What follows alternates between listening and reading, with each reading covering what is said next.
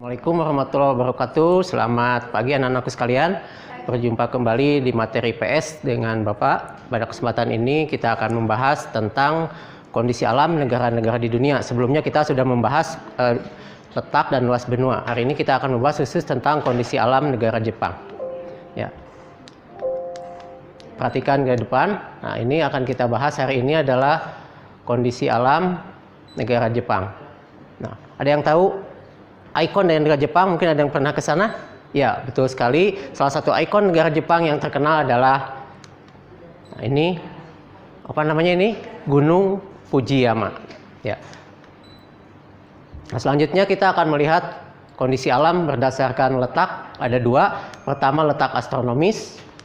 Nah, ini Jepang terletak antara 30 derajat lintang utara sampai 47 derajat lintang utara dan 128 derajat bujur timur sampai 146 derajat bujur timur. Itu letak astronomis. Nah, yang kedua, letak geografis. Di sebelah utara Jepang berbatasan dengan Laut Okhotsk, di sebelah selatan Jepang berbatasan dengan Laut Cina Timur dan Laut Filipina. Kemudian di sebelah barat Jepang berbatasan dengan Korea Utara, Korea Selatan dan Rusia, serta di sebelah timur Jepang berbatasan dengan Samudra Pasifik. Nah, ini kondisi Jepang dilihat dari letak astronomis dan letak geografis. Perhatikan ada 4 pulau yang terbesar, yaitu Hokkaido, Honshu, Shikoku, dan Kyushu. Nah, ini letak dari Jepang. Nah, berikutnya kita akan membahas tentang iklim. Nah, iklim di Jepang seperti kita ketahui bentuknya memanjang dari utara ke selatan sehingga berpengaruh terhadap kondisi iklimnya. Nah, Jepang memiliki 4 musim, yaitu musim panas, musim semi, musim gugur, dan musim dingin. Nah, ini musim semi terjadi pada bulan Maret sampai Mei. Yang kedua, musim panas terjadi bulan Juni sampai bulan Agustus. Yang ketiga, musim gugur terjadi bulan September sampai bulan November. Yang keempat, musim dingin terjadi antara bulan Desember sampai Februari.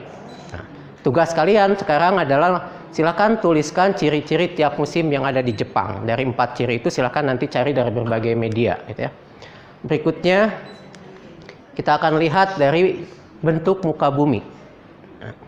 Sebagian besar Jepang terdiri atas pegunungan dan daratannya 30%, pegunungannya mencapai 70-80%. Jadi luar biasa Jepang ini tantangannya, gitu ya, dari segi bentuk bumi.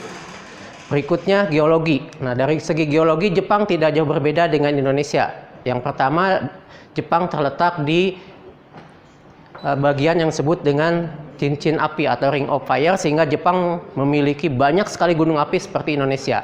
Kurang lebih ada 192 dan yang tertingginya diantaranya tadi Gunung Fujiyama.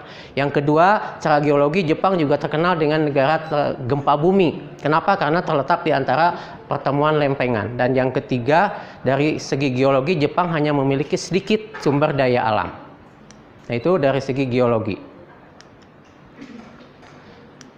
Ya, berikutnya kita akan lihat dari kondisi Jepang dari segi flora dan fauna. Yang pertama kita akan, sebetulnya banyak flora di Jepang, tapi yang Bapak tampilkan yang khas saja.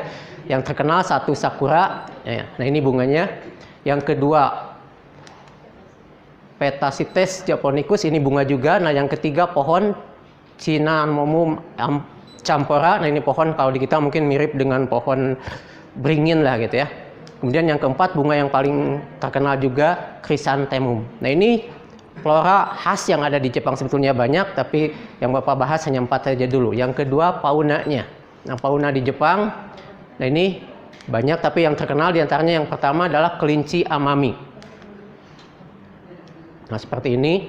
Yang kedua, ada yang disebut dengan spider crab. Kalau di kita mungkin semacam kepiting, gitu ya.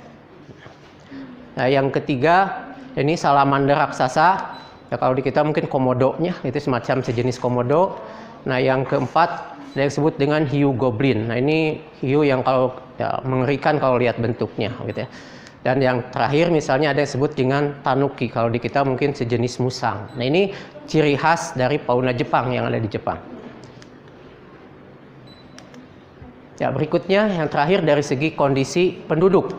Ya, yang pertama dari segi jumlah. Nah, ini keistimewaan Jepang. 10 tahun terakhir ini penduduk Jepang selalu menurun. Kenapa? Karena Jepang termasuk salah satu negara maju di dunia. Ya. Nah, yang kedua dari segi pekerjaan, nah mayoritas penduduk Jepang bekerja di sektor industri. Kemudian dari segi etnik, nah ini mayoritasnya 98% adalah etnik Jepang, Korea, Cina, dan lainnya. Agama terbesar adalah agama Shinto, Buddha, dan Kristen. Dari segi angka harapan hidup, nah ini luar biasa. Jepang ini merupakan negara yang paling tinggi di dunia dari segi angka usia harapan hidup.